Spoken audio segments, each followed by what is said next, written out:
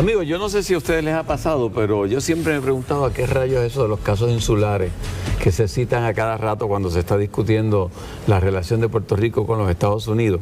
Y tengo en mis manos un libro que lleva como título Reconsidering the Insular Cases, reconsiderando los casos insulares, y uno de los participantes y contribuidores de este libro es el licenciado Carlos Gorrín Peralta, que me honra en venir a este programa, aparte de que tengo el privilegio de conocerlo desde hace muchos años. Así es. Muchas gracias por la invitación, Silverio. ¿Cómo podemos explicarle a la gente lo que son los famosos casos insulares? ¿Qué es eso? Bueno, pues esta es la teoría que ha regido la relación entre Puerto Rico y Estados Unidos desde el 1898, cuando llegaron por Guánica los americanos. Estados Unidos, en el Tratado de París, anexó a Puerto Rico. España le cedió la soberanía sobre Puerto Rico a los Estados Unidos. Hay gente que lo cuestiona, si tenía la potestad España de cederlo. Ha habido discusiones en el pasado, empezando por Pedro Albizu Campos, que lo cuestionó en su tiempo. Pero de la perspectiva de los Estados Unidos, no era la primera vez que Estados Unidos adquiría un territorio, ¿verdad? Se habían expandido hacia el oeste, pero cada vez que se habían expandido hacia el oeste, siempre era con el propósito de extender la frontera. Para que esos nuevos territorios se convirtieran en parte de los Estados Unidos y se convirtieran en estados eventualmente. Pero en el 1898 ocurrió algo muy distinto, porque los propósitos para anexar a Puerto Rico, a Guam y a las Islas Filipinas no eran para extender la frontera y hacer los estados, sino eran propósitos estrictamente económicos y militares. Y por lo tanto, en el Tratado de París, a diferencia de lo que decían los tratados anteriores, dice que el Congreso iba a poder determinar la condición política y los derechos de los habitantes de Puerto Rico. Al año siguiente hubo una discusión en Estados Unidos entre los académicos, entre la inteligencia legal.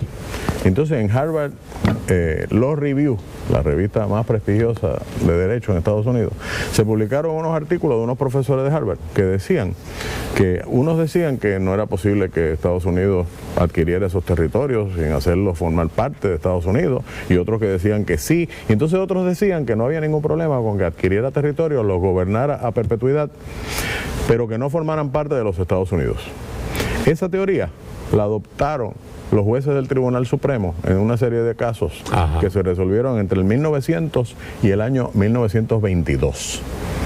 Y esos casos se conocen como los casos insulares. ¿Quién llevó esos casos? ¿Se llevaron con el propósito de definir eso o no? No, en absoluto. El primero de ellos fue que le cobraron unas contribuciones a unas chinas que llegaron al puerto de Nueva York, y entonces si se podían imponer esas contribuciones, eran cosas que no tenían nada que ver con la relación con Puerto Rico, excepto que había que interpretar si Puerto Rico era parte de los Estados Unidos o si no era parte de Estados Unidos. Y finalmente la conclusión es esa famosa de que esos casos decidieron que Puerto Rico es una posesión de los Estados Unidos, pero no es parte de los Estados Unidos. Eso significa, ¿dónde está vigente la Constitución de Francia? En Francia. Y la de Argentina en Argentina, ¿verdad? Y la de Estados Unidos en Estados Unidos. Eso quiere decir que un sitio que no es parte de Estados Unidos no le aplica automáticamente la Constitución de los Estados Unidos.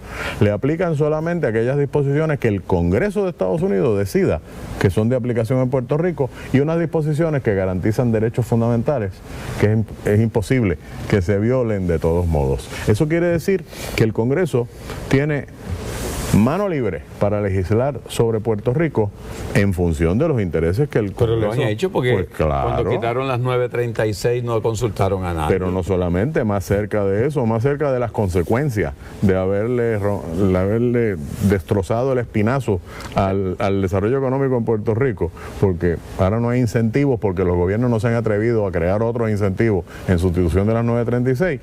Más cerca de nuestra realidad actual, que es crítica, por ejemplo, las leyes de cabotaje de los Estados Unidos rigen en Puerto Rico. ¿Por qué? Porque el Congreso decidió usar sus poderes plenarios que tiene bajo la cláusula territorial de la Constitución de Estados Unidos, y gracias a los casos insulares, para incluir a Puerto Rico. Eso quiere decir que todos los productos que importamos de Estados Unidos tienen que venir en barcos de bandera americana operados por ciudadanos americanos. Con las consecuencias del costo que implica eso. Hasta las medicinas que se producen en las farmacéuticas tienen que ir a Estados Unidos, y entonces las importamos. Así que aquí el Robitussin sale más caro que en Estados Unidos porque tiene que pagar 2 fletes. Y lo hacemos acá. Y lo hacemos en Manatí. En Manatí. Sí, es ridículo. Son cosas la ley de absurdas. quiebra. La ley de quiebra. La ley de quiebra, pues el Congreso de Estados Unidos, como tiene poderes plenarios, en virtud de la doctrina de los casos insulares, pues puede sacar a Puerto Rico o meter a Puerto Rico como quiera.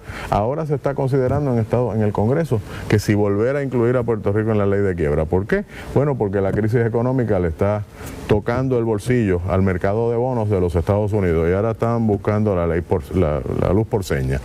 La cláusula de comercio de la Constitución, el Congreso decidió que la ha aplicado. ¿Y eso qué quiere decir? Que Puerto Rico no se puede proteger, no puede proteger sus productos de la competencia que viene del ¿Recuerda del pollo pellejo y del pollo picú? Sí, claro. Que finalmente claro. perdió la batalla del pollo picú. Por supuesto, así mismo es. Es decir, que en virtud de los casos insulares, Puerto Rico al día de hoy sigue siendo lo que se llama un territorio no incorporado de los Estados Unidos. ¿Qué quiere decir?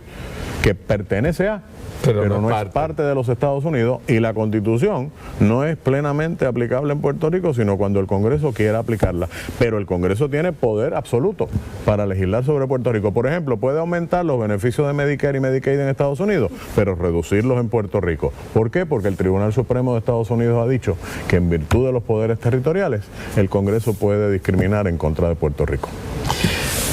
Eso puede mover a uno a muchas reflexiones. La primera es que si la intención de Estados Unidos de incorporar a Puerto Rico, o sea, de poseer a Puerto Rico, no era convertirlo en Estado, cualquier gestión que se haga para convertir a Puerto Rico en Estado va en contra un poco de la corriente histórica de por qué Estados Unidos adquirió a Puerto Rico. Y no solamente en contra de la corriente histórica, sino en contra de los criterios que el Congreso de Estados Unidos ha utilizado en 37 ocasiones al admitir nuevos estados. Eran originalmente 13, ahora son 50, así que ha admitido 37 estados, ¿verdad?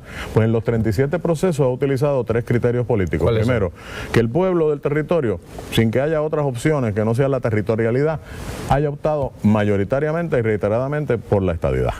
En segundo lugar... ¿Eso no ha ocurrido en Puerto Rico? No, no ha ocurrido en Puerto Rico. En segundo lugar, que el pueblo haya adoptado los valores de la cultura política de los Estados Unidos.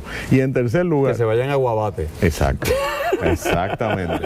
Y en tercer lugar, que el territorio cuente con suficientes recursos para sostener su propio gobierno y hacer su aportación correspondiente al gobierno nacional. Ahí es que estamos. Esa sin duda se cubre. Se cubre ampliamente. Lo interesante de este libro, al que tú has hecho referencia, Silverio, es que 115 años después, unos académicos de Harvard están reconsiderando los casos insulares, porque la colonia está quebrada y ahora los que se inventaron la teoría de la territorialidad no incorporada están reconsiderando el error histórico de hace 15 años. El libro tiene capítulos de académicos norteamericanos y académicos puertorriqueños en un coro muy variado de voces que exigen que la territorialidad tiene que terminar de conformidad con lo que el pueblo de Puerto Rico decidió mayoritariamente en el plebiscito del 2012 al rechazar el régimen territorial como nuestra relación con los Estados Unidos. Dentro de ese mismo contexto, una última pregunta, profesor. Hoy conocemos el nombre de esta persona que va a estar haciendo el análisis de las posibilidades del Estado Libre Asociado dentro de la constitucionalidad de los Estados Unidos. Un nombre que suena como estornudo. Y entonces, dentro de ese contexto, ¿hay posibilidades de que algo nuevo salga de ese estudio? Bueno, si es un estudio serio, el que va a ser el colega argentino que lleva radicado en Estados Unidos hace muchos años y que ha enseñado en varias universidades, incluyendo en NYU, New York University, donde trabaja ahora, pues podría revelar que el pueblo de Puerto Rico tiene 3 opciones para salir de la territorialidad en ejercicio de su derecho de autodeterminación. Podría ser admitido como Estado, si el Congreso admitiera a Puerto Rico como Estado en contra de la historia y en contra de los 3 criterios políticos. O podría, por supuesto, reconocer la independencia de Puerto Rico, en cuyo caso la relación entre Puerto Rico y Estados Unidos se regiría no por la cláusula territorial de la Constitución de los Estados Unidos, sino por un tratado como el que tendríamos con los demás países del mundo para mantener relaciones de colaboración y amistad con todos los países del mundo.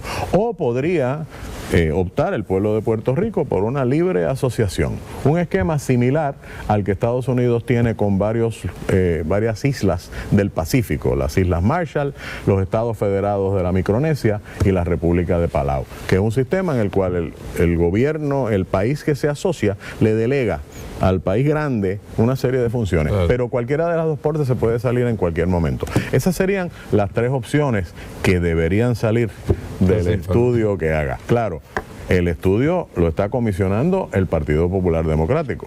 Yo no sé cuál es la decisión política que está tomando el Partido Popular en relación con salir de la encerrona territorial colonial en que nos han mantenido los Estados Unidos con la colaboración del Partido Popular durante los últimos 70 años. Hay un quiz inmediatamente después de la pausa de la clase que acaba de dar el profesor. Yo creo que amerita un regreso, Carlos. Cuando tú quieras. Muchas gracias. Mucho gusto. Gracias a ti por la invitación. Gerardo.